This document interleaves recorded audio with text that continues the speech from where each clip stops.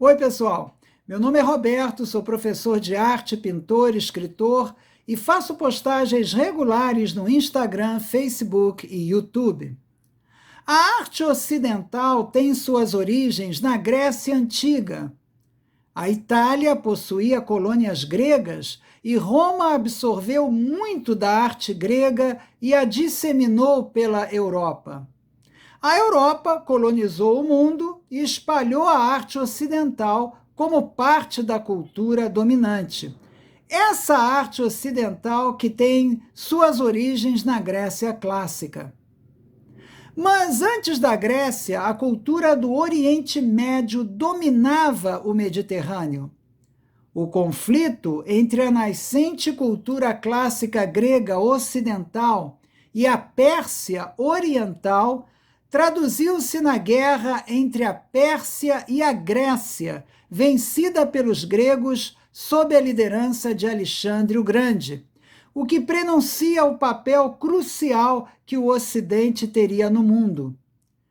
Mas em que aspectos a arte grega clássica se opôs ao Oriente, à cultura oriental representada naquela época pela Pérsia? Um aspecto fundamental foi o humanismo. A arte grega clássica era humanista no seu tema. Ela acabou com o tema do animal, que havia começado lá no período paleolítico.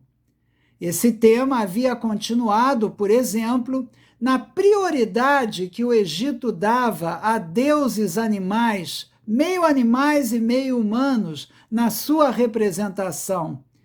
E em temas como, por exemplo, o tema do rei caçando feras na Mesopotâmia.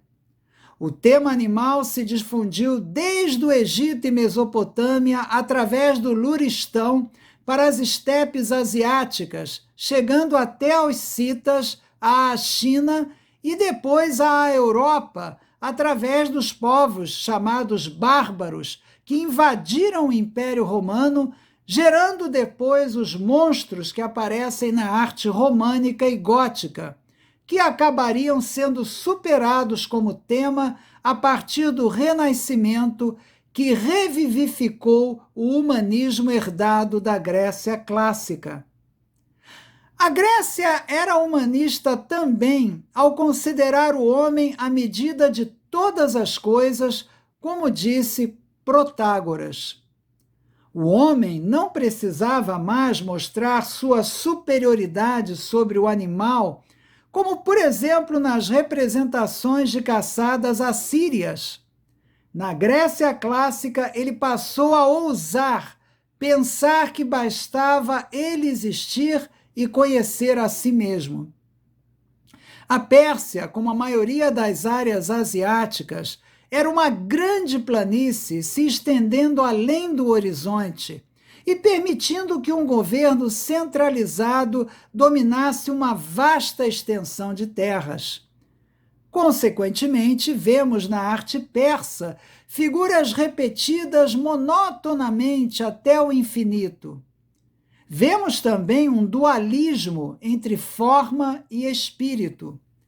Os persas eram enfeitiçados por tudo que fosse expansivo, grandioso, reluzente, abrindo para o poder perturbador da sugestão à mente humana. Afinal, a cor e a luz intensas atuam no nosso sistema nervoso. O persa, sobrepujado pela vastidão de seu império, construía estradas que se estendiam de um horizonte ao outro.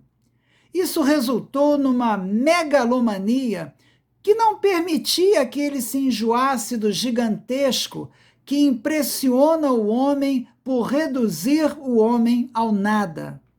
A altura e a vastidão dos palácios persas e a incansável repetição de colunas enormes ananicava as pessoas que entrassem neles.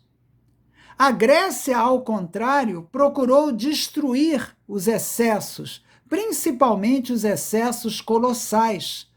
Por quê? Bom, A Grécia era separada por montanhas e cercada pelo mar, limitando um governo centralizado para toda a região e limitando o horizonte grego.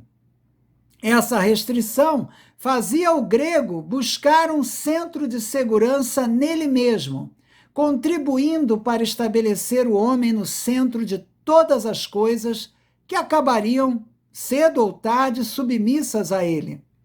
O grego lograva expressão visual através da ênfase na forma e no contorno que define a forma. A arte clássica grega procurava satisfazer a necessidade mental de clareza. A forma satisfazia, fortalecia e confirmava a inteligência humana. O grego rejeitava o que fosse demasiado grande ou pequeno, procurando um meio termo no qual se basearia a ética da filosofia aristotélica. Isso, inevitavelmente, reforçava a ênfase no ser humano, já que só em relação ao ser humano que algo poderia ser julgado grande ou pequeno. O objetivo do pensamento e, consequentemente, da arte grega era o de tornar o mundo compreensível, não de se submeter a ele. Fazer o mundo se conformar às leis da razão e reduzir ao infinito a ordem e a unidade formuladas por Platão era o objetivo da cultura. O infinito da ordem, o infinito da unidade deveriam ser reduzidos ao pensamento humano. Tudo que não fosse passível de análise ou definição tinha de ser descartado pelo exercício do intelecto, dando à mente plena autoridade e rejeitando o sentido mágico das coisas, tão valorizado pelas culturas não ocidentais. Tudo isso explica algumas características básicas da arte e da cultura grega que depois seriam difundidas no mundo ocidental. Eu espero que tenham gostado. Se gostaram, deem seu like e assinem o meu canal. O link para os livros sobre arte que eu publiquei está na descrição desse vídeo abaixo. Muito obrigado e muita paz para vocês e até a próxima.